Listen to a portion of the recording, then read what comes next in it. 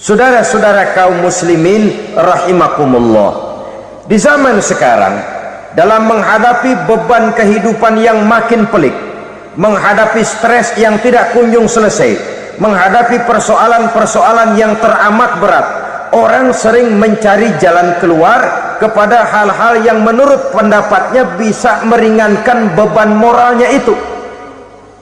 Pergilah dia mencari sesuatu yang dapat meringankan bebannya, dan tidak jarang yang jatuh ke pangkuan tukang-tukang tenung, ke pangkuan tukang-tukang sihir, yang mereka itu oleh Quran dijelaskan kadzabal munajjimun walau sodaku. Tukang-tukang tenung, tukang-tukang sihir, mereka itu bohong walaupun benar. Maksudnya bohong walaupun benar, artinya kalau yang mereka kerjakan benar, itu sih kebenaran. Benar dengan kebenaran itu lain. Kebenaran, kebetulan bisa, tapi tidak untuk selalu. Apalagi kalau itu sudah membahayakan kehidupan orang lain. Jadi oleh karena itu Nabi berpesan, jauhilah daripada sihir. Kalau sudah jauhilah dari sihir, artinya ya jauhilah daripada mempelajarinya, jauhilah daripada bergaul dengan orang-orang yang ahli di bidang itu, karena dari pergaulan segalanya bisa menular. Baiklah saudara, ini yang kedua. Yang ketiga pesan Nabi, wa qatlan nafsil lati haramallahu illa bil haq. Membunuh orang lain dengan cara yang tidak benar, membunuh orang yang diharamkan oleh Allah Subhanahu wa ta'ala untuk melakukannya kecuali dengan alasan yang benar. Kita tahu Islam adalah agama damai, sesuai dengan namanya. Ia tidak dikembangkan dengan pedang dan kekerasan, ia dikembangkan dengan keteladanan dan tuntunan moral. Oleh karena Islam bukan agama kekerasan, Islam pun tidak mementingkan dan mengajarkan kekerasan kecuali dengan alasan yang benar dan bisa dipertanggungjawabkan. Membunuh dengan sengaja, menghilangkan nyawa orang lain tanpa alasan yang bisa dibenarkan adalah merupakan dosa besar dan satu di antara 7 perkara yang bisa mendatangkan kerusakan dalam kehidupan dan yang hendaknya harus kita jauhi. Saudara-saudara kaum muslimin rahimakumullah, beberapa waktu yang lalu di sebuah kota kecil yang indah bernama New Auckland. Saudara tahu New Auckland? Itu dari Gunung Kidul masih ngidul lagi. Pernah diadakan satu seminar yang membicarakan bagaimana menyelamatkan masyarakat manusia dari bahaya Perang Dunia Ketiga. Diperkirakan kalau terjadi Perang Dunia Ketiga, manusia tidak akan tersisa. Sebab apa? Pada waktu itu cadangan nuklir yang dimiliki oleh bersama Amerika dan Rusia konon sudah sanggup memusnahkan 6 miliar manusia pada saat jumlah manusia baru 5 miliar. Jadi kelebihan nuklir dunia ini. Kalau terjadi Perang Dunia Ketiga, sulit manusia untuk tersisa. Maka dibahaslah di dalam seminar itu, wah, supaya tidak terjadi Perang Dunia Ketiga, maka perlombaan membuat senjata-senjata canggih, alat-alat pembunuh modern harus segera dibatasi. Dibahas, tidak mungkin kita membatasi perlombaan membuat senjata. Kenapa? Makin maju ilmu dan teknologi, makin canggih senjata yang ditemukan. Atom sudah meningkat menjadi nuklir, nuklir sudah meningkat menjadi neutron, dan kita tahu bom yang bernama neutron ini bom yang cukup membunuh tanpa perlu merusak. Artinya kalau dia diledakkan di kota kita ini, bangunan utuh, jembatan tidak ambruk, rumah-rumah tetap berdiri, tapi semua yang bernama hidup mati. Itu katanya lebih sopan dari bom atom. Sebab kalau si atom ini sudah membunuh, merusak pula. Neutron cukup membunuh saja tanpa perlu merusak. Jadi majunya senjata-senjata teknologi sebagai akibat yang logis dari kemajuan ilmu pengetahuan ini tidak bisa kita batasi. Dan memang sebenarnya yang bahaya bukan senjatanya, tapi manusia yang mengendalikan senjata itu. Mereka kembali kepada prinsip the man behind the gun. Bukan senjatanya yang bahaya, tapi manusia yang mengendalikan senjata itu yang bahaya. Walaupun senjatanya modern, katakanlah model M16 umpamanya, kalau yang mengendalikannya orang beriman, insya Allah aman. Tapi biar megang cuma senapan angin, kalau yang megang orang brutal, ngeri kita deket-deket. Apalagi kalau memang bukan ahlinya menggunakan senjata, bisa ngeker kaki kena jidat.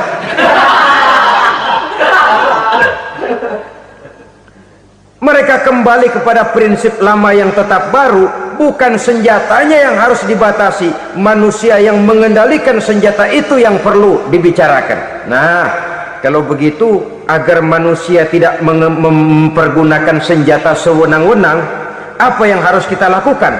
Ya, manusianya harus bermoral.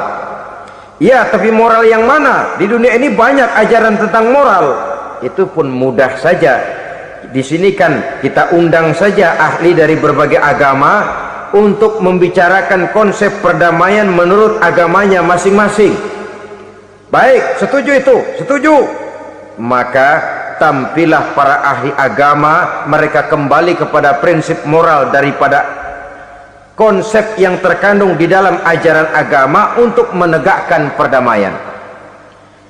Mula-mula naiklah ahli dari agama Hindu, dibacakan konsep perdamaian menurut ajaran agama Hindu, bahwa untuk damai manusia harus meninggalkan nafsu keduniaannya, menempuh samsara dan sebagainya untuk mencapai nirwana, menjauhi kemegahan dan kemewahan dunia. Ini lalu dibahas, rasanya juga tidak mungkin ini. Kemudian dari agama Nasrani, bahwa untuk damai manusia harus menciptakan sifat kasih sayang. Kalau ditampar pipi kiri, berikan pipi yang kanan. Kalau diberikan selendang, berikan baju. Nanti orang kasihan, lalu dia tidak akan nampar lagi.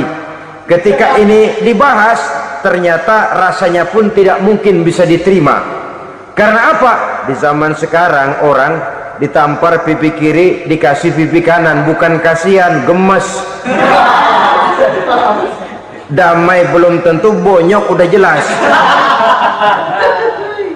Lalu ketika dibacakan konsep perdamaian menurut Quran, di mana disampaikan ayat wa jazaa'u sayyi'atin sayyi'atun misluha faman afa wa aslaha fa ajruhu 'ala Allah.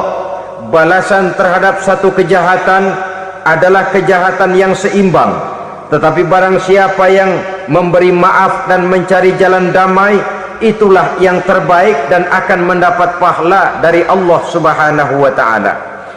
Kamu tidak salah ditampar pipi kirimu, tampar lagi pipi kirinya sekeras dia menampar pipi kirimu.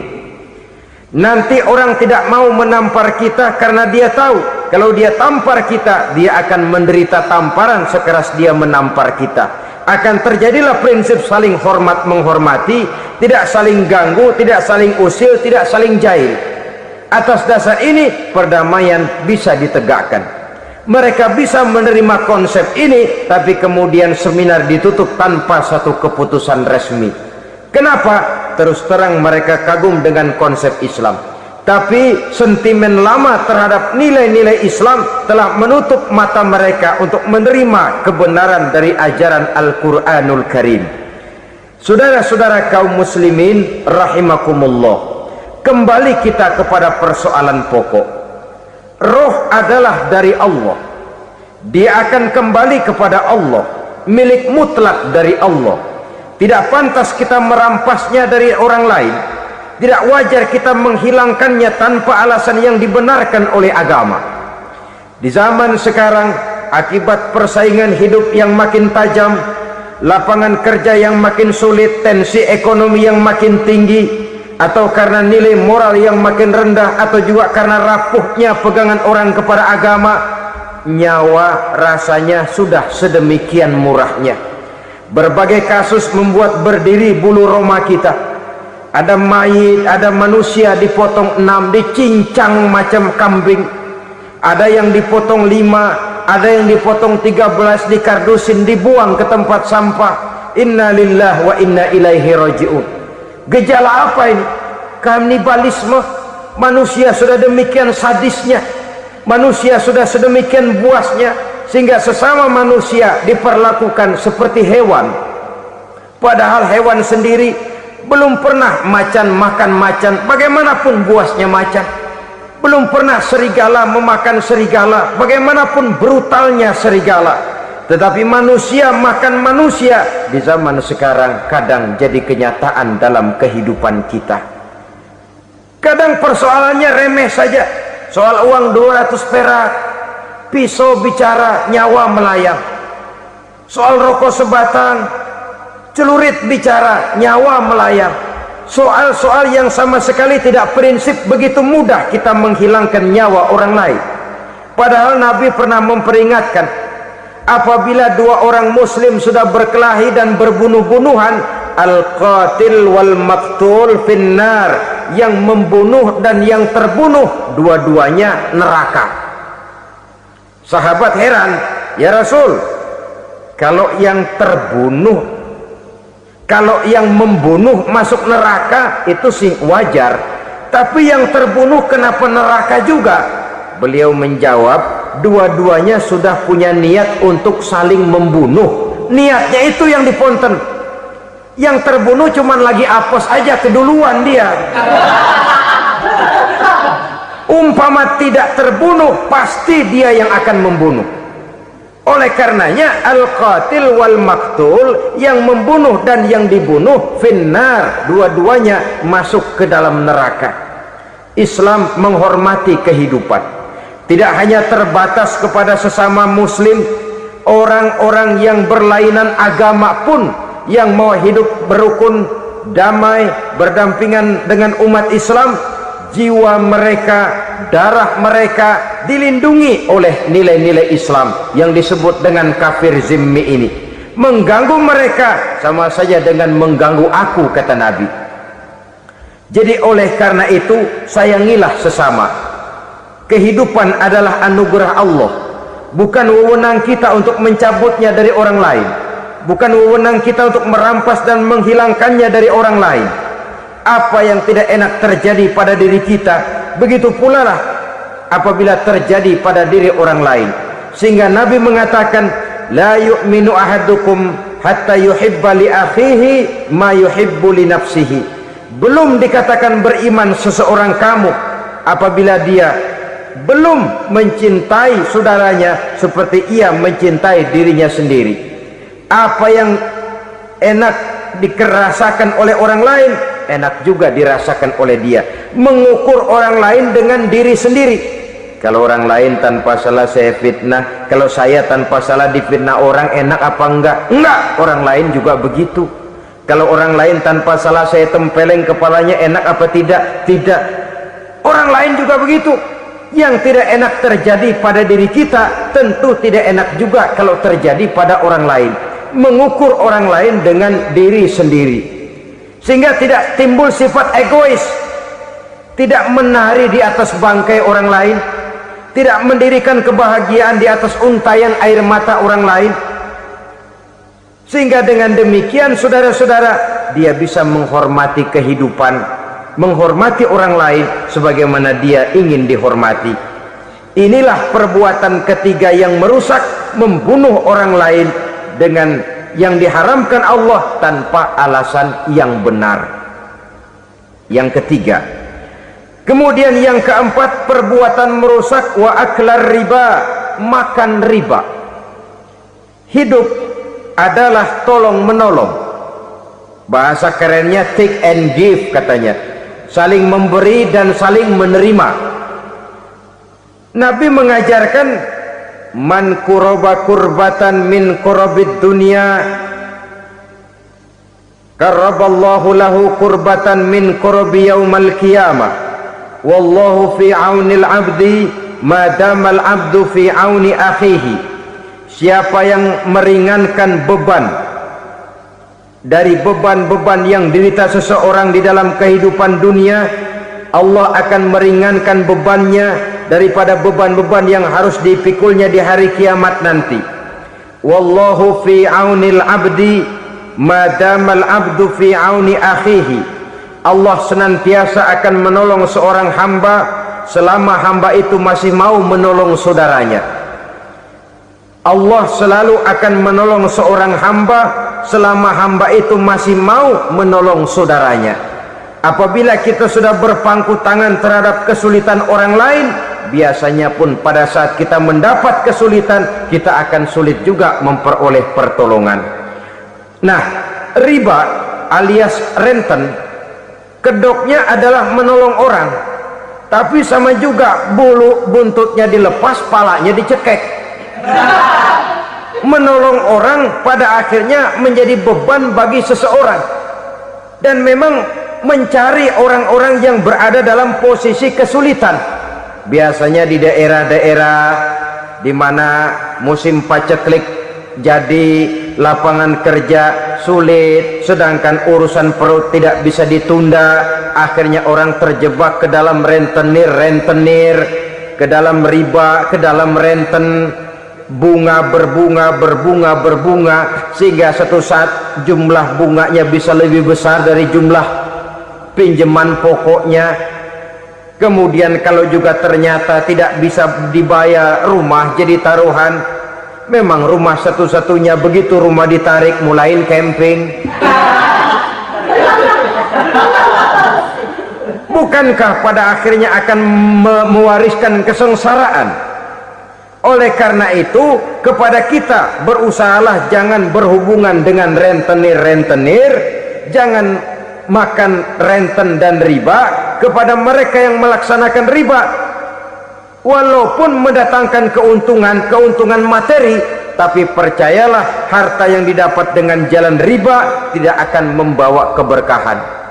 Manakala tidak membawa keberkahan, dia tidak akan mendatangkan ketenangan di dalam kehidupan kita.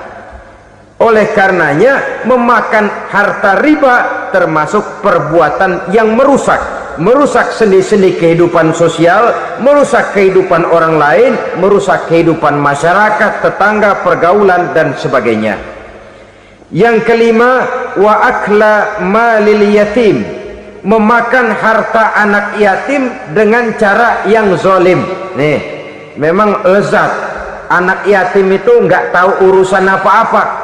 Kita diamanahkan untuk mengurusinya. Kadang-kadang dibentuklah panitia penyantunan yatim piatu. Yatimnya mah tetap kelaparan, panitianya yang pada gendut.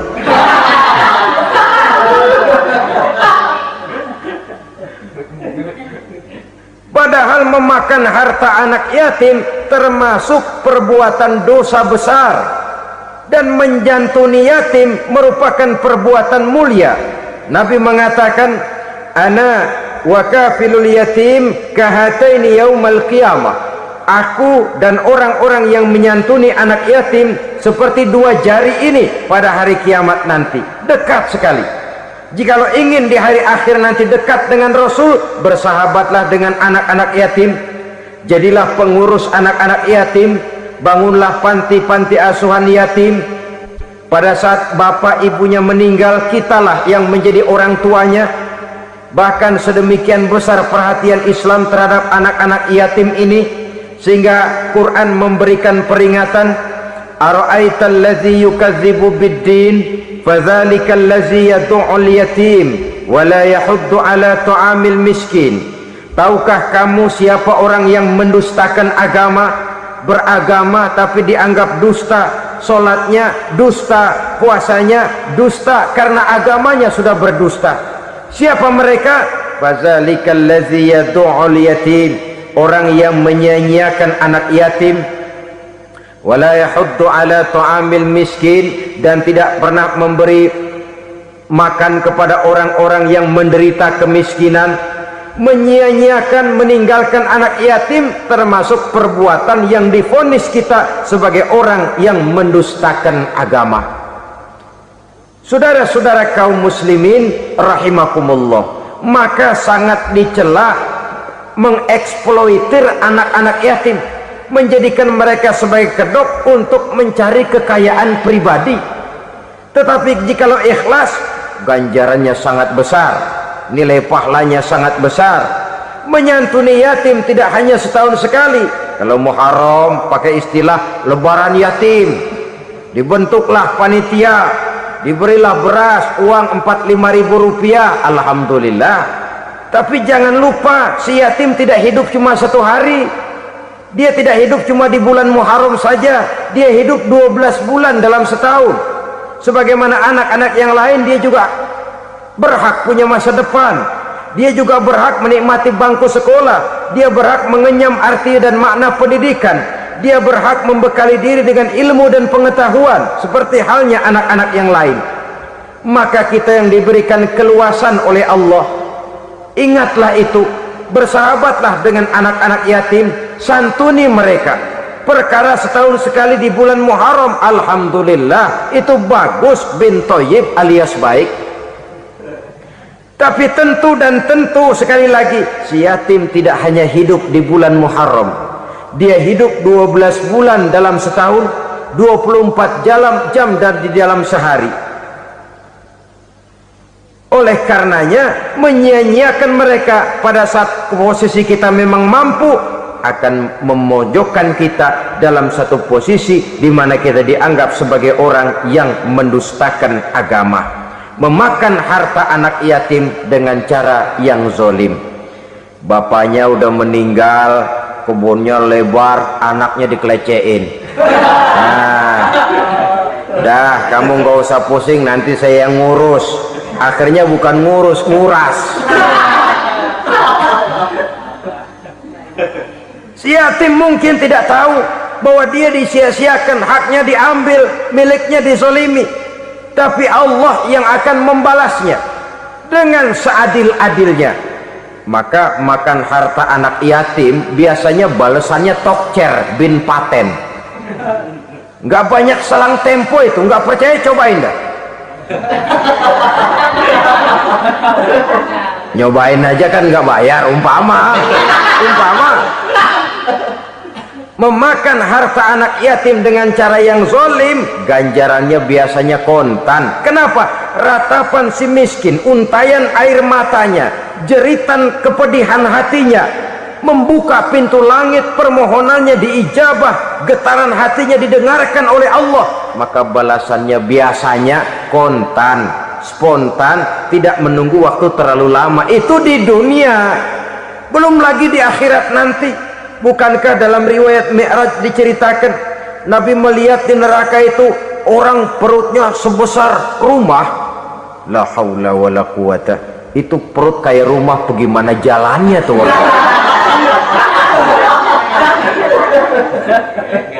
Dan memang gak jalan, diseret-seret oleh malaikat di neraka itu. Hancur perutnya, amburadul itu perut, berantakan isinya, dibulatkan lagi, diseret lagi, hancur lagi, dibulatkan lagi. Sampai Nabi tanya, orang itu begitu berat siksanya kenapa ya Jibril? Itu Muhammad, waktu di dunia dulu rakus banget makan harta anak yatim. Begitu vonisnya, begitu menyedihkan nasibnya di akhirat.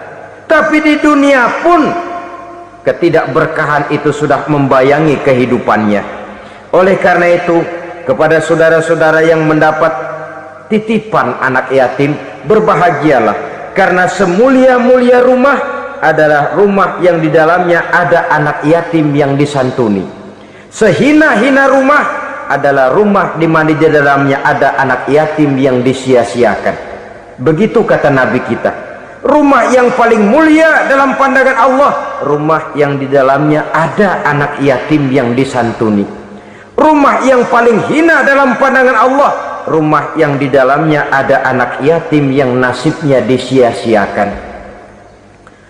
Berbahagialah saudara apabila menjadi penyantun anak-anak yatim, pelindung mereka, sehingga mereka mempunyai masa depan sebagaimana anak-anak lainnya.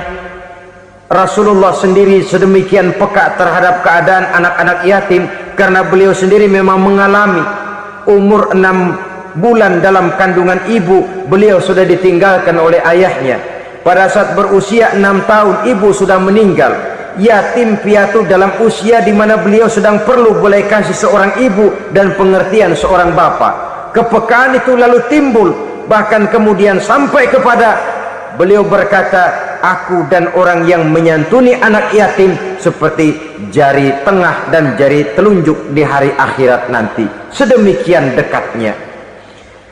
Baiklah ya, jadi yang kelima, memakan harta anak yatim. Jauhi, karena ini perbuatan yang merusak. Yang keenam, watawalli yaumaz zahfi, melarikan diri pada hari pertempuran. Apa ini? Khianat, tidak konsekuen dengan konsep perjuangan. Pada mulanya keras benar teriak berantas korupsi, ganyang korupsi, cuma karena belum dapat giliran. Begitu dia naik dapat kesempatan, korupsinya lebih edan dari yang diteriakinya. Ini termasuk tawalli yaumaz zahfi, berpaling pada hari peperangan. Di saat menghadapi musuh, kalau belum kelihatan musuh, teriaknya nyaring bener, jangan takut demi kebenaran sampai titik darah yang paling penghabisan. Musuh belum kelihatan. Begitu musuh sudah kelihatan, paling dulu lari ke belakang. Kalau diajak berjuang ada saja alasannya. Sehingga Quran memberikan peringatan kepada kita semua. Mengapa kamu ini berat? Kalau sudah diajak berjuang di jalan Allah, kakimu seperti terhunjam berakar di perut bumi. Berat untuk melangkah berjuang. Lari dari pertempuran tidak konsekuen dengan konsepsi perjuangan. Mau enaknya saja dalam kondisi yang sulit lalu berpangku tangan. Ini termasuk ciri munafik yang di dalam Al-Quran disindir dengan bahasa kullama adha'a lahum masyaufi wa iza azlama alaihim qamu. Waktu terang mereka jalan, giliran gelap mereka mandek. Artinya, maksudnya, kalau giliran ada untungnya aja rame-rame teriak Islam, tapi begitu diminta berjuang, dituntut berkorban, rame-rame mundur. Waktu dilihat di Islam ada untungnya, rame-rame teriak Islam. Pak, saya Islam banget pak. KTP saya Islam pak, pokoknya Islam banget dah. Tapi ketika diminta berjuang, dituntut sedikit berkorban, rame-rame mengundurkan diri. Tahun 65 PKI berontak. Waduh, waktu itu jadi orang Islam untung itu, nggak dikejar-kejar, aman. Masjid rame, mobil-mobil mewah parkir di depan musola dan masjid. Kenapa? Waktu itu asal udah ke masjid aman, Islam selamat, untung. Tapi begitu keadaan aman, yang parkir di musola sepeda butut melulu.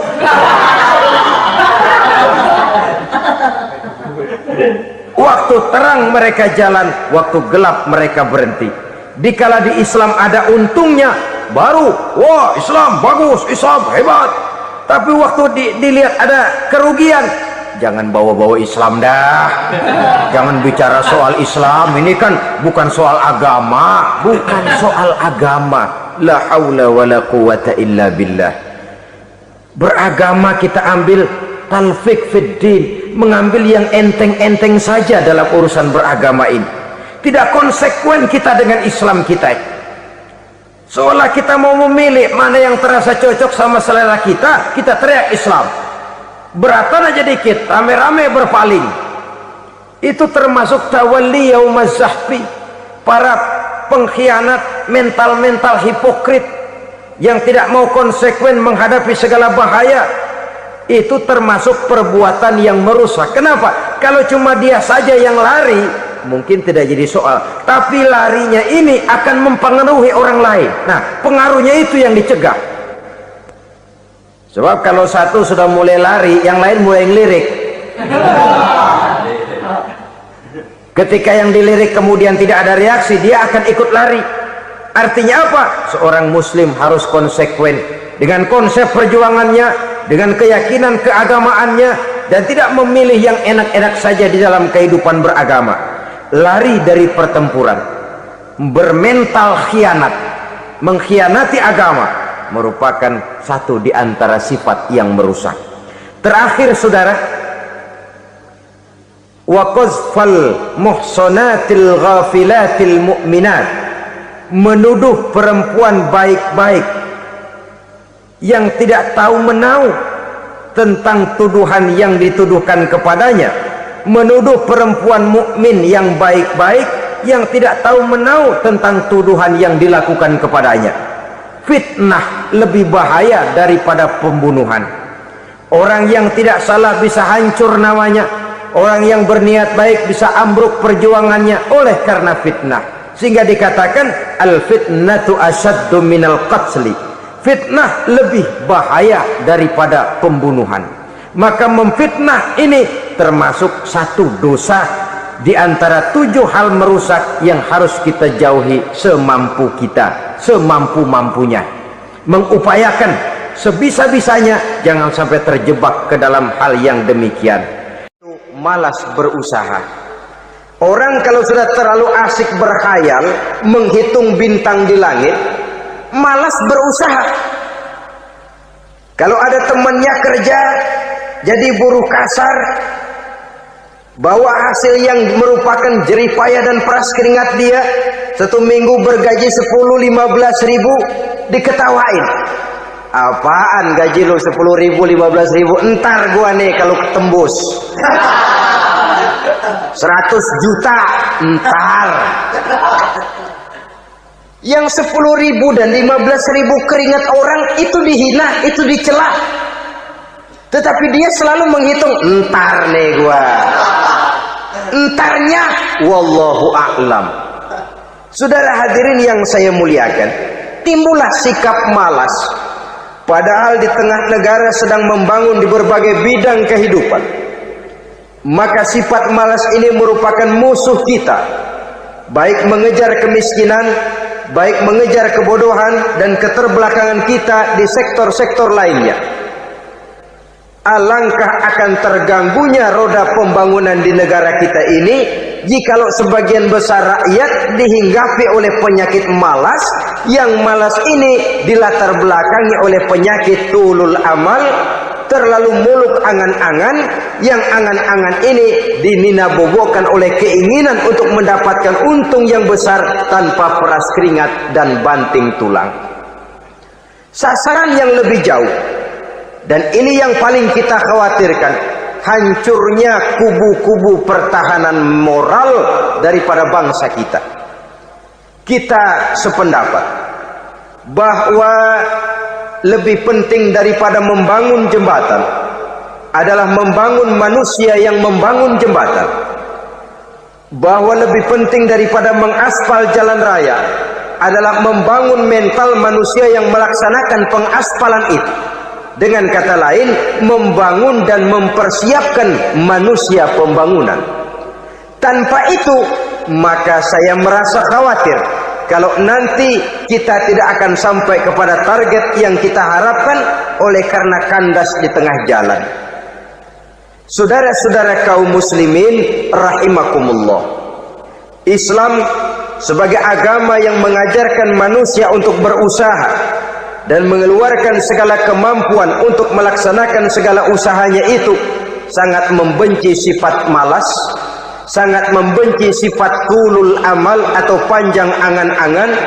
Dan oleh karena judi melahirkan 2 sifat itu, Islam sangat menganjurkan pengikutnya untuk menjauhi segala macam jenis perjudian.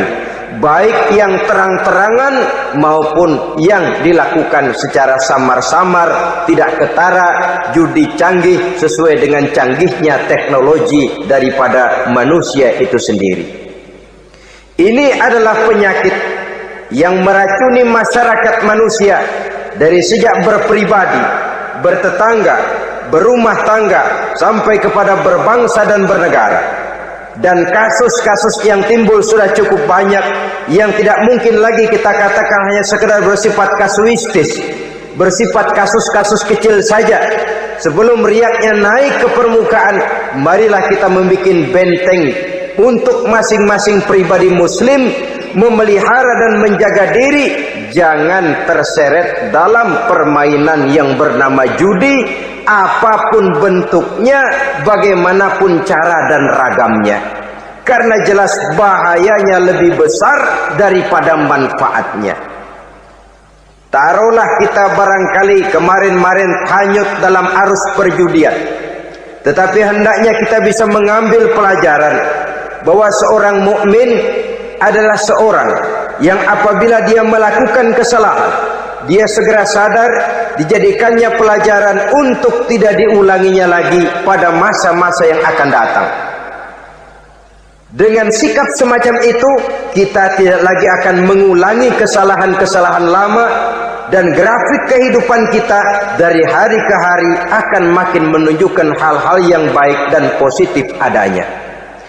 Saudara-saudara kaum muslimin rahimakumullah, kalau ABRI masuk desa, rakyat beruntung.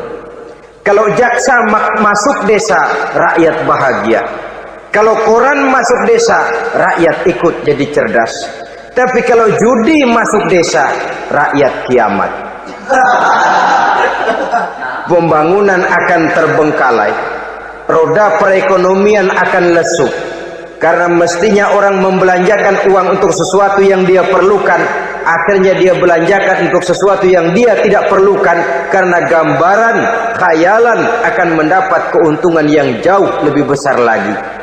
Padahal istilah orang-orang tua kita dulu, lebih baik makan singkong betulan daripada makan roti ngimpi. Artinya uang yang 1.000-2.000 rupiah itu lebih baik dibelikan beras, dimasak, makan bersama anak dan istri, terasa nikmat dan halalnya, ketimbang beli kertas lalu ngelamun, menghayal, menghitung yang bukan-bukan. Itu kertas dibolak madep ulon, dibolak madep mudik, diputar sana, diputar sini, akhirnya palanya ikut muter. Kira-kira apa yang cocok? Masih belum puas, kertas dilihat, orang gila ditanyain. Sudah tahu waras, orang gila yang ditanya. Masih belum puas, nanya orang gila, tidur di kuburan. Allahu Akbar. Padahal di rumahnya tempat tidurnya empuk, anget, nggak ada nyamuk. Kuburan, tidur di kuburan. Dampak-dampak negatif yang semacam ini pada gilirannya mau atau tidak mau akan menyeberang kepada garis akidah, membahayakan dan mengancam nilai-nilai tauhid yang kita miliki. Sudah kertas dibolak-balik, tidak puas, orang gila ditanya. Orang gila ditanya belum maram, tidur di kuburan. Barangkali ada bisikan. Saudara hadirin yang saya muliakan, memang walaupun wahyu sudah berhenti, tapi Allah masih memberikan ilham kepada hamba-hambanya yang dikehendakinya. Tetapi ilham itu bentuknya positif. Kalau saudara pagi-pagi berniat, tahu-tahu datang pikiran nanti malam mau ngaji, itu namanya ilham. Kalau saudara sedang merenung, tahu-tahu datang pikiran, saya mau sedekah, itu namanya ilham, bentuknya positif. Tapi kalau ngelamun, tahu-tahu datang pikiran nomor sekian pasang, itu bukan ilham, itu belis.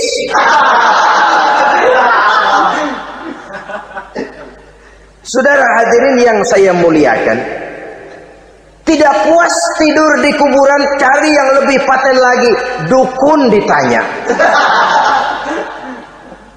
Nah, saya ingin menuduhkan persoalan. Apa tidak boleh orang ziarah kubur? Apa tidak boleh orang pergi ke dukun? Ini dalam kaitannya dengan judi, karena ini penyakit yang sudah merajalela, mewabah di kalangan masyarakat kita di lapisan yang bawah ini. Saudara hadirin yang saya muliakan, ziarah kubur bukan saja boleh, malah dianjurkan oleh Nabi. Tetapi ziarah kubur yang dianjurkan oleh Nabi itu dengan tujuan pertama, agar orang ingat kepada mati. Kafa bil mauti wa'izah, kata Nabi. Cukup dengan mengingat mati menjadi pelajaran bagi kamu semua. Maka etikanya diajarkan, kalau saudara ziarah kubur, sampai di depan pintu kubur itu kan, Assalamualaikum ya ahlal kubur wa inna insyaallahu bikum lahikun. Kami satu saat insya Allah pasti akan menyusul kamu. Kalau kamu sekarang berbaring di sini, satu saat kami akan berbaring di sini. Ziarah kubur mengingatkan orang kepada mati. Orang yang ingat kepada mati, gaya hidupnya lain dengan orang yang tidak ingat mati. Nah, orang kalau nggak ingat mati, gaya hidupnya nggak terkontrol. Kalau dia berkuasa, Fir'aun. Itu nggak ingat mati. Kalau dia kaya, Korun. Sudah gambarannya nggak merupakan gambaran-gambaran yang baik. Orang yang ingat mati, dia berkuasa, dia berlaku adil. Suatu saat saya akan mati dan ini akan dimintakan pertanggungan jawab. Orang kaya ingat mati, dia akan jadi pemurah. Kenapa? Kalau saya diberikan ilmu, pertanyaan akhirat cuma satu, ilmumu kau amalkan untuk apa? Kalau saya diberikan umur panjang, pertanyaan akhirat cuma satu, umurmu kau habiskan di mana? Tapi jikalau saya diberikan harta, pertanyaan akhirat ada dua, hartamu kau dapat dari mana, kau belanjakan kemana? Depannya ditanya, belakangnya ditanya. Dapat dari mana, dibelanjain kemana? Coba dua-duanya berkaitan dengan kegiatan. Kadang-kadang dapatnya dari jalan yang baik, tapi keluarnya ke tempat yang tidak baik, itu pun tidak betul.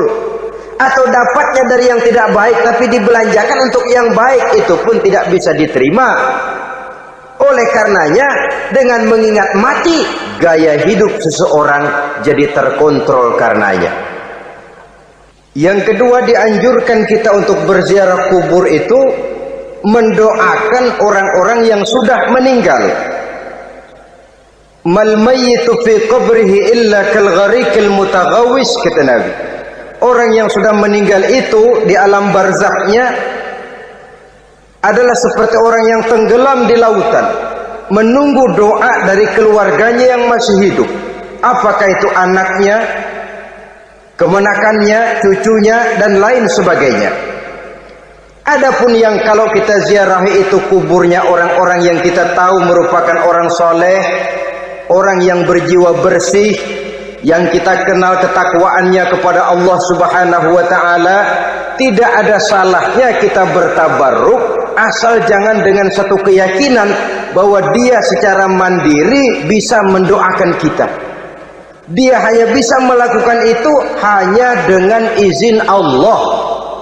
Nah, umumnya orang kalau sudah ziarah ke kubur-kubur keramat itu, Allahnya kelupaan.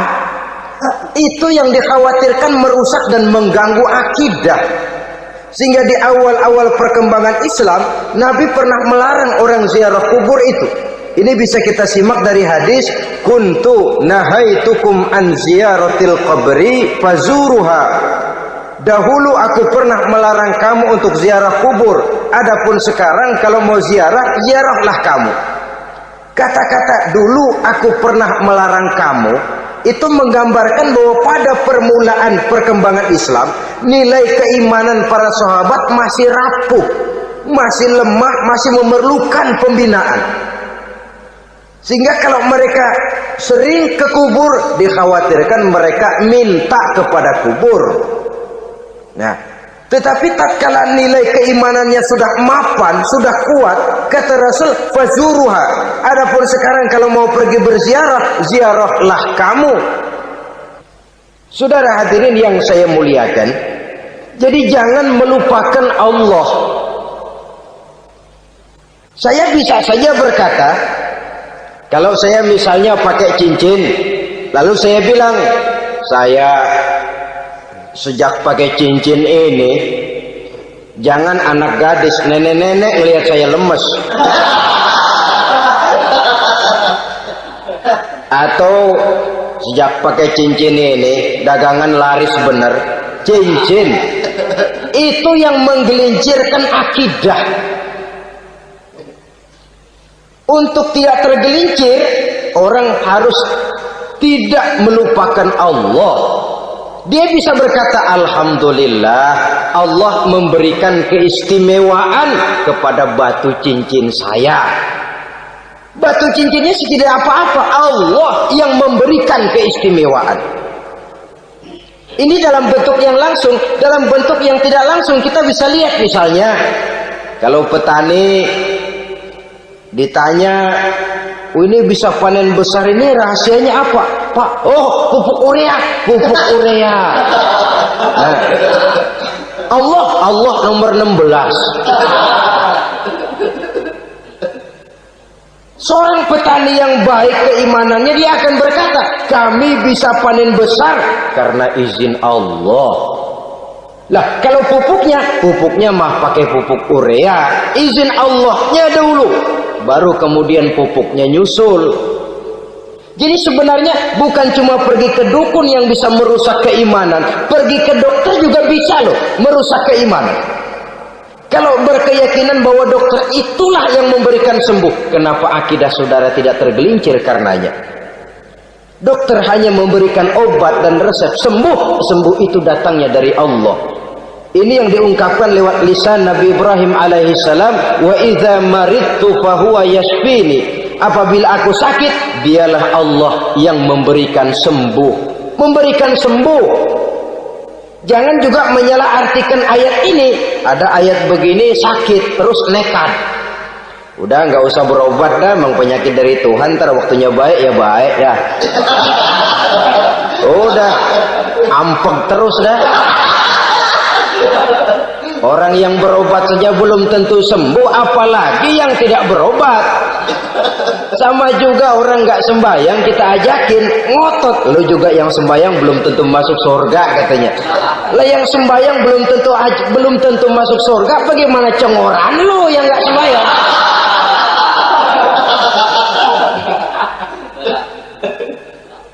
Saudara hadirin yang saya muliakan, kaum muslimin yang berbahagia. Jadi dengan demikian, maka jangan menghilangkan Allah. Kita, ajaran pokok dalam Islam adalah ajaran tentang tauhid. Nah, tauhid ini menyangkut mengesahkan Allah, baik di dalam zatnya, baik di dalam sifatnya, baik di dalam perbuatannya, baik di dalam beribadah kepadanya. Tauhid dalam ibadah itu ada. Tauhid dalam zat artinya zat Allah itu tidak tersusun, tidak terdiri dari bagian-bagian yang bisa dipecah-pecah. Ya seperti kita ini kan ada kepala, ada kaki, ada tangan. Allah tidak tersusun zatnya dari bagian-bagian. Esa zatnya tidak bisa dibagi-bagi. Esa sifatnya artinya Allah itu sifatnya tidak pernah berubah. Sejak dahulu sampai sekarang, Allah itu cinta kepada orang beriman yang melakukan kebaikan, dan Allah benci kepada orang kufur yang melakukan kejahatan. Mustahil satu saat Allah berubah. Orang kufur yang berbuat kejahatan didemenin, orang mukmin yang berbuat kebaikan dikeselin. Misalnya tahun 2000 Tuhan giliran jengkel sama orang mukmin. Itu mustahil, dia esa di dalam sifatnya. Lain dengan sifat kita manusia. Sifat kita ini kan relatif. Ada saatnya kita senang, lain saat yang kita senang betul kita caci maki. Hari ini kita caci maki, besok kita puji. Lihat teman kaya, habis kita omongin. Boleh jadi dia kaya, kenapa? Dukunnya 36. Begitu kita habis caci maki begitu, dia datang ngasih duit sama kita. Cacian itu bisa berubah menjadi pujian. Lu ya emang bukan main dah. Sifat kita itu relatif, bisa terpengaruh oleh situasi dan kondisi. Saudara hadirin yang saya hormati, kaum muslimin yang berbahagia, Allah juga esa di dalam perbuatannya. Artinya di dalam menciptakan apapun yang akan diciptakan oleh Allah, di dalam melakukan apapun yang akan dilakukan oleh Allah, tidak terikat kepada faktor lain, tidak memerlukan bantuan lain. Dia adalah mutlak. Nah, kemudian kita mengesahkan Allah dalam zatnya, mengesahkan Allah dalam sifatnya, mengesahkan Allah dalam perbuatannya. Belum tentu berarti kita mengesahkan Allah dalam ibadahnya. Sebab banyak orang yang yakin betul Allah itu esa, teguh dengan pendiriannya. Tuhan lu siapa? Allah. Allah bagaimana? Esa. Bagaimana kalau 2? Kagak. 3? Enggak. Mantap. Soal tahlil paten. Tapi dalam ibadah kadang-kadang dia tidak mentauhidkan Allah. Ini makna wa ma umiru illa liya'budullaha mukhlisin.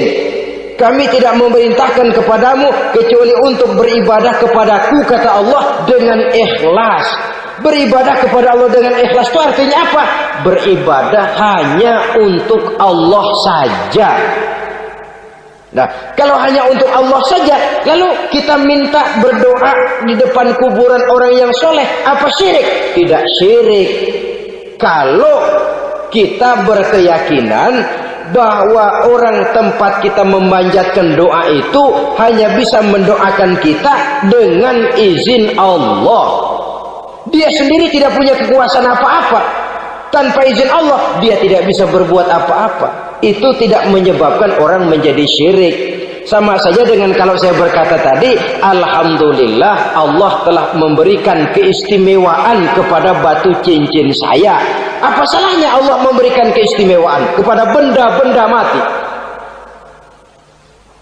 Allah memberikan keistimewaan kepada Hajar Aswad, benda mati. Allah memberikan keistimewaan kepada Masjidil Haram, benda mati. Allah memberikan keistimewaan kepada Ka'bah, benda mati. Orang tawaf keliling Ka'bah, sembahyang di Masjidil Haram, sujud menghadap kepada Ka'bah. Apakah jadi syirik? Tidak. Kita tidak menyembah Ka'bahnya, kita menyembah yang punya Ka'bah itu. Nah, di sini kita lihat bahwa fungsi Ka'bah hanya merupakan wasilah.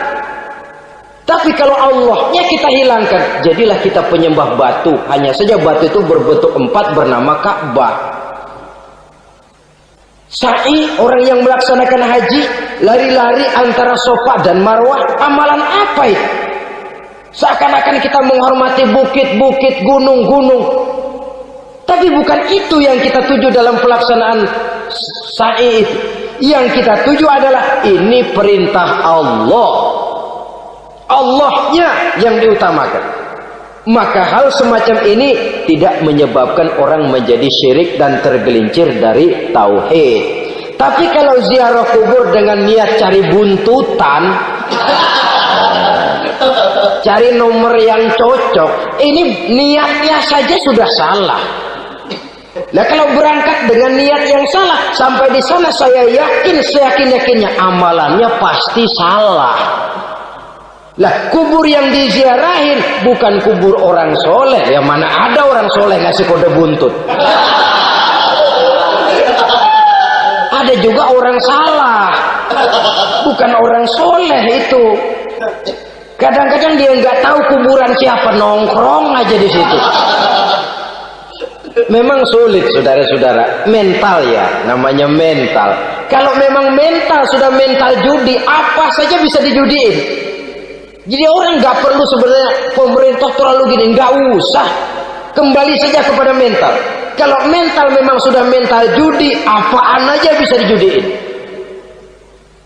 Pulang tengah malam nabrak babi, babi yang keluar nih.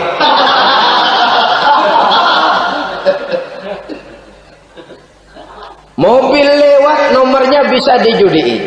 Bajai lewat bajai bisa dijudiin. Mental. Kalau memang mental sudah mental judi, apapun saja bisa dijudikan. Saudara hadirin yang saya muliakan, lalu bagaimana dengan dukun? Ya, saudara hadirin, pergi ke dukun hakikatnya sama dengan pergi ke dokter. Orang berusaha melaksanakan yang namanya syariat, hakikatnya kembalikan kepada Allah. Syariatnya kita laksanakan. Tetapi, nah ini tetapi, yang pertama saudara harus tahu betul dukunnya itu bayang apa enggak, agamanya kuat apa enggak. Sebab ya tentu tidak ada dukun yang jelek, karena pada umumnya penyakit dukun itu kan nyohor, iklan lewat koleha-kolehanya. Kita bisul kecil datang, kata dukun, ini si kecil kemarin bisul kayak kelapa 5 menit baik. 5 menit padahal kemarin kagak ada yang datang. Diolah sedemikian rupa supaya orang mantap.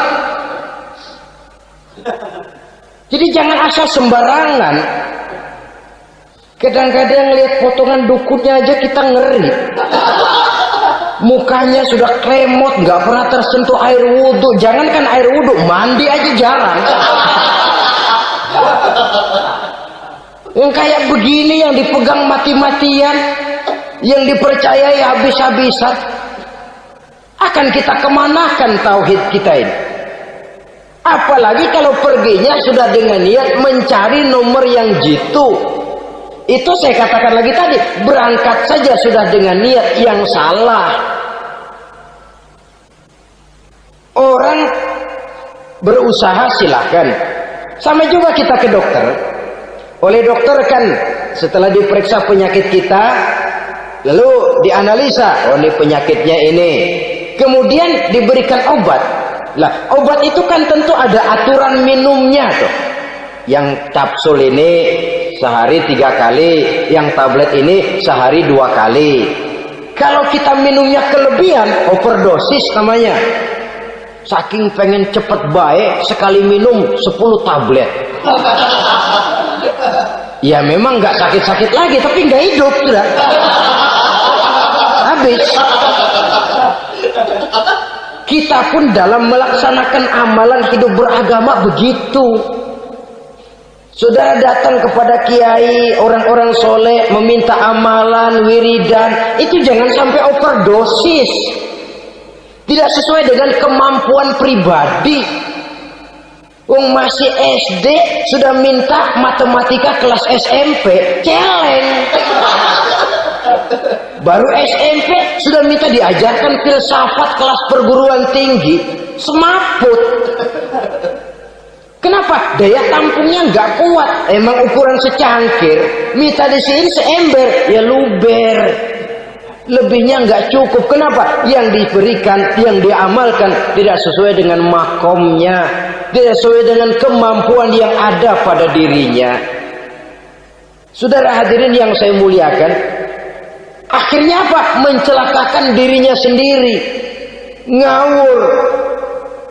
Baru sembahyang seminggu udah ngaku ketemu malaikat. Sembahyang ditemenin malaikat, lah sembahyang baru seminggu mulai. Itu malaikat iseng amat. Ya walaupun kalau Allah izinkan tidak mustahil, tapi kan tidak logik. Orang yang melaksanakan ibadah puluhan tahun memerlukan riyadhah dan latihan, khusyuk dan tawadhu, penuh tazallul, merendahkan diri di hadapan Allah, belum tentu mendapat karunia yang semacam itu. Saudara hadirin yang saya muliakan, jadi dengan kata lain, yang pertama lihatlah dulu kualitas dukun yang akan saudara datangi itu. ini kualitas black apa kualitas white, aspal apa cat putih, sehingga jangan sampai kita salah pilih. Sebab biasanya orang kalau sudah hanyut di kali, rumput pun dia pegangin. Dia tahu kalau rumput tidak akan bisa menahan bobot badannya, tapi karena posisinya posisi terjepit, rumput pun dia pegang. Ini satu gambaran psikologis betapa orang dalam keadaan panik, kepepet, kejepit, yang tidak mestinya dipegang pun akan dipegangnya juga. Walaupun dia tahu itu tidak akan bisa menahan bobot badannya, namun dipegangnya juga. Oleh karenanya, yang pertama, lihat dulu kualitas dukunnya. Yang kedua, saudara-saudara, jangan berkeyakinan bahwa dukun itulah yang memberikan permintaan saudara. Si dukun hanya bisa dengan izin Allah. Malas berusaha. Orang kalau sudah terlalu asik berkhayal, menghitung bintang di langit, malas berusaha. Kalau ada temannya kerja jadi buruh kasar, bawa hasil yang merupakan jeripaya dan peras keringat dia, satu minggu bergaji 10-15 ribu, diketawain. Apaan gaji lu 10 ribu 15 ribu, entar gua nih kalau tembus 100 juta entar. Yang 10 ribu dan 15 ribu keringat orang itu dihina, itu dicela. Tetapi dia selalu menghitung, entar nih gua, entarnya wallahu a'lam. Saudara hadirin yang saya muliakan, timbullah sikap malas. Padahal di tengah negara sedang membangun di berbagai bidang kehidupan. Maka sifat malas ini merupakan musuh kita, baik mengejar kemiskinan, baik mengejar kebodohan dan keterbelakangan kita di sektor-sektor lainnya. Alangkah akan terganggunya roda pembangunan di negara kita ini jikalau sebagian besar rakyat dihinggapi oleh penyakit malas, yang malas ini dilatar belakangi oleh penyakit tulul amal, terlalu muluk angan-angan, yang angan-angan ini dininabobokan oleh keinginan untuk mendapatkan untung yang besar tanpa peras keringat dan banting tulang. Sasaran yang lebih jauh, dan ini yang paling kita khawatirkan, hancurnya kubu-kubu pertahanan moral daripada bangsa kita.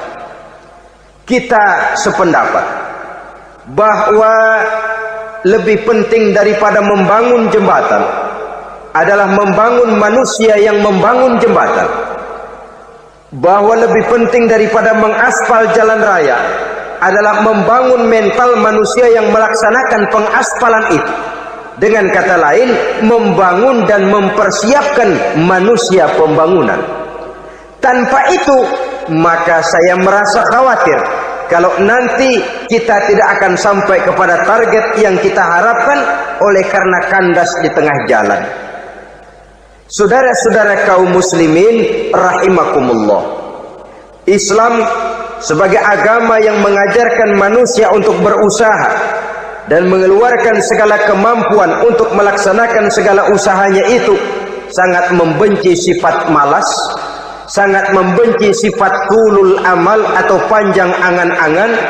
Dan oleh karena judi melahirkan dua sifat itu, Islam sangat menganjurkan pengikutnya untuk menjauhi segala macam jenis perjudian, baik yang terang-terangan maupun yang dilakukan secara samar-samar, tidak ketara, judi canggih sesuai dengan canggihnya teknologi daripada manusia itu sendiri.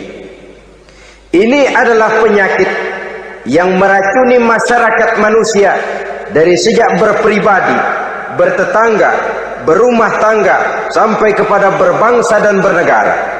Dan kasus-kasus yang timbul sudah cukup banyak, yang tidak mungkin lagi kita katakan hanya sekedar bersifat kasuistis, bersifat kasus-kasus kecil saja. Sebelum riaknya naik ke permukaan, marilah kita membuat benteng untuk masing-masing pribadi muslim memelihara dan menjaga diri, jangan terseret dalam permainan yang bernama judi, apapun bentuknya, bagaimanapun cara dan ragamnya. Karena jelas bahayanya lebih besar daripada manfaatnya. Taruhlah kita barangkali kemarin-marin hanyut dalam arus perjudian, tetapi hendaknya kita bisa mengambil pelajaran bahwa seorang mukmin adalah seorang yang apabila dia melakukan kesalahan, dia segera sadar, dijadikannya pelajaran untuk tidak diulanginya lagi pada masa-masa yang akan datang. Dengan sikap semacam itu, kita tidak lagi akan mengulangi kesalahan-kesalahan lama, dan grafik kehidupan kita dari hari ke hari akan makin menunjukkan hal-hal yang baik dan positif adanya. Saudara-saudara kaum muslimin rahimakumullah, kalau ABRI masuk desa, rakyat beruntung. Kalau jaksa masuk desa, rakyat bahagia. Kalau koran masuk desa, rakyat ikut jadi cerdas. Tapi kalau judi masuk desa, rakyat kiamat. Pembangunan akan terbengkalai, roda perekonomian akan lesu. Karena mestinya orang membelanjakan uang untuk sesuatu yang dia perlukan, akhirnya dia belanjakan untuk sesuatu yang dia tidak perlukan, karena gambaran, khayalan akan mendapat keuntungan yang jauh lebih besar lagi.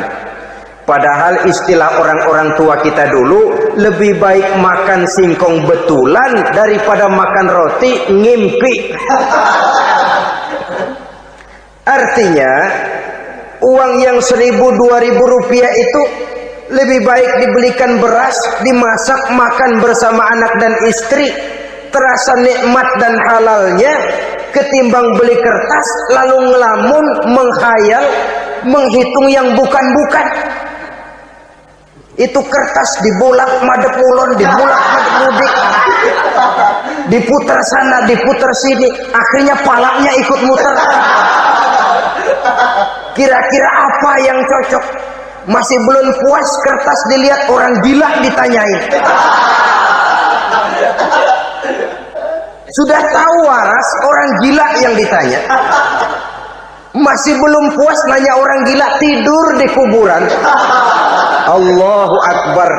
Padahal di rumahnya tempat tidurnya empuk, anget, nggak ada nyamuk. Kuburan, tidur di kuburan.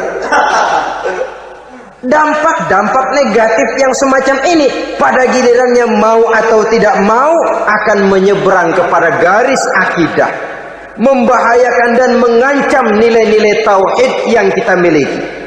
Sudah kertas dibolak-balik, tidak puas, orang gila ditanya. Orang gila ditanya belum maram, tidur di kuburan. Barangkali ada bisikan. Saudara hadirin yang saya muliakan, memang walaupun wahyu sudah berhenti, tapi Allah masih memberikan ilham kepada hamba-hambanya yang dikehendakinya. Tetapi ilham itu bentuknya positif. Kalau saudara pagi-pagi berniat, tahu-tahu datang pikiran nanti malam mau ngaji, itu namanya ilham.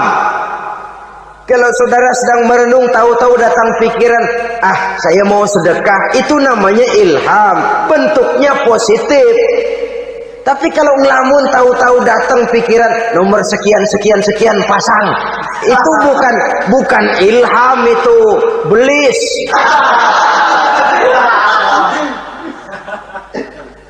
Saudara hadirin yang saya muliakan, tidak puas tidur di kuburan, cari yang lebih paten lagi, dukun ditanya. Nah, saya ingin menuduhkan persoalan. Apa tidak boleh orang ziarah kubur? Apa tidak boleh orang pergi ke dukun? Ini dalam kaitannya dengan judi, karena ini penyakit yang sudah merajalela, mewabah di kalangan masyarakat kita di lapisan yang bawah ini. Saudara hadirin yang saya muliakan, ziarah kubur bukan saja boleh, malah dianjurkan oleh Nabi. Tetapi ziarah kubur yang dianjurkan oleh Nabi itu dengan tujuan pertama, agar orang ingat kepada mati. Kafa bil mauti wa'izah, kata Nabi. Cukup dengan mengingat mati menjadi pelajaran bagi kamu semua. Maka etikanya diajarkan, kalau saudara ziarah kubur, sampai di depan pintu kubur itu kan, Assalamualaikum ya ahlal kubur wa inna insyaallahu bikum lahikun. Kami satu saat insya Allah pasti akan menyusul kamu. Kalau kamu sekarang berbaring di sini, satu saat kami akan berbaring di sini. Ziarah kubur mengingatkan orang kepada mati. Orang yang ingat kepada mati, gaya hidupnya lain dengan orang yang tidak ingat mati. Nah, orang kalau nggak ingat mati, gaya hidupnya nggak terkontrol. Kalau dia berkuasa, Fir'aun. Itu nggak ingat mati. Kalau dia kaya, Korun. Sudah gambarannya nggak merupakan gambaran-gambaran yang baik. Orang yang ingat mati, dia berkuasa, dia berlaku adil. Suatu saat saya akan mati dan ini akan dimintakan pertanggungan jawab. Orang kaya ingat mati, dia akan jadi pemurah. Kenapa? Kalau saya diberikan ilmu, pertanyaan akhirat cuma satu, ilmumu kau amalkan untuk apa? Kalau saya diberikan umur panjang, pertanyaan akhirat cuma satu, umurmu kau habiskan di mana? Tapi jikalau saya diberikan harta, pertanyaan akhirat ada dua, hartamu kau dapat dari mana, kau belanjakan kemana? Depannya ditanya, belakangnya ditanya. Dapat dari mana, dibelanjain kemana? Sebab dua-duanya berkaitan dengan kegiatan. Kadang-kadang dapatnya dari jalan yang baik, tapi keluarnya ke tempat yang tidak baik, itu pun tidak betul. Atau dapatnya dari yang tidak baik, tapi dibelanjakan untuk yang baik, itu pun tidak bisa diterima. Oleh karenanya, dengan mengingat mati, gaya hidup seseorang jadi terkontrol karenanya. Yang kedua, dianjurkan kita untuk berziarah kubur itu mendoakan orang-orang yang sudah meninggal. Mal mayyitu fi qabrihi illa kal gharikil mutaghawis, kata Nabi. Orang yang sudah meninggal itu di alam barzakhnya adalah seperti orang yang tenggelam di lautan, menunggu doa dari keluarganya yang masih hidup. Apakah itu anaknya, kemenakannya, cucunya, dan lain sebagainya. Adapun yang kalau kita ziarahi itu kuburnya orang-orang yang kita tahu merupakan orang soleh, orang yang berjiwa bersih, yang kita kenal ketakwaannya kepada Allah Subhanahu wa ta'ala, tidak ada salahnya kita bertabarruk, asal jangan dengan satu keyakinan bahwa dia secara mandiri bisa mendoakan kita. Dia hanya bisa melakukan itu hanya dengan izin Allah. Nah, umumnya orang kalau sudah ziarah ke kubur-kubur keramat itu